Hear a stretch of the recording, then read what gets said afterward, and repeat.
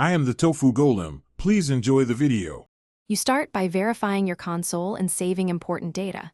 Backup saves to the cloud or copy to an external drive so nothing is lost. Next, get a compatible NVMe SSD or the official expansion card. Compatibility prevents errors and slowdowns. Once you have parts, power down the Xbox, unplug cables, and place it on a non-static surface. Static can fry components. Finally, prepare a T8/Torx driver and keep small screws organized. These first steps ensure a smooth upgrade. You'll now perform the installation with steady hands. Remove the top cover and find the M2 slot. Orientation matters, so align the notch and insert the drive at the recommended angle. Secure the SSD with the provided screw or, if using the Seagate card, slide it into the dedicated bay until it seats and clicks. Do not force.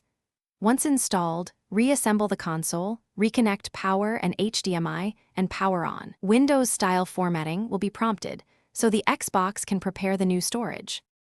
You finish by formatting and transferring games, so you immediately benefit from extra space and faster loads. When the console prompts, format the drive as internal storage to allow installs and support fast resume, then move or install titles through settings under storage. If the drive isn't recognized, stop and reseat it. Loose contacts are common. Also confirm NVMe PCIe 4.0 compatibility and update the Xbox firmware. If problems persist, test a different approved SSD to isolate a faulty module. Thanks for watching. Consider subscribing if we helped you today.